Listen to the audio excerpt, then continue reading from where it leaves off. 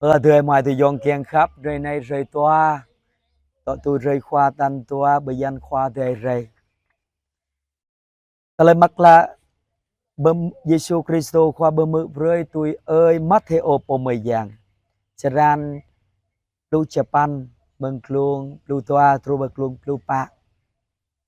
lâm nôn Giêsu khoa lệ cái bình chót tôi nhu tôi ăn này him gip bơm min Giêsu khoa tờ tea mình nuôi ăn nôn mau hà rơ tu rơi triu hà rơi amang tepon trok rengya hi tak me nyubu lui toarapan plu toarapan trời hang nào bờ chịu ha xem chiu triu rok chừng rengya anon sit câu lệ bia cơ bình ghi tờ tea nyubu bu le nyu tlau hok yua cơ triu sa rơi anon lo cơ toarapan plu toarapan trời triu bu srok rengya o tôi ăn luôn mơn ama bình ghi bởi ở đây bu kiang o rơi rem hi sa cho amang bình po anet anay ở đời mà tôi dọn kiang khắp đã hẹp rồi này ngã gom rồi ta qua giang ở đây bu kiang o mình nuôi số sát gì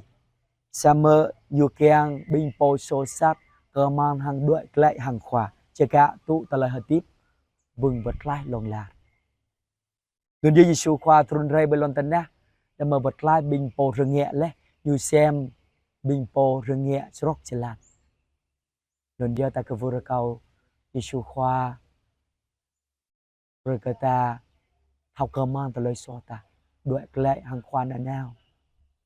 Ta giao lệ berkata mai tu yom ta bingpo srok rengek leh.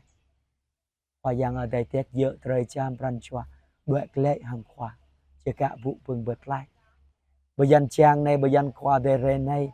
ta giao lệ rồi cờ bí bang bí nạ khôn ta công an đuổi lại hàng khoa phải thật lời so ta mà cho cả tụ vừng bật lại chỉ số khoa ta kèn rê ta rê bởi cờ ta cờ vô rê cầu số khoa cà bắp cờ bí bang bí ta mơn bởi cờ ta thao công an thật lời so ta đuổi lại hàng khoa cho cả tụ vừng bật lại. Amen.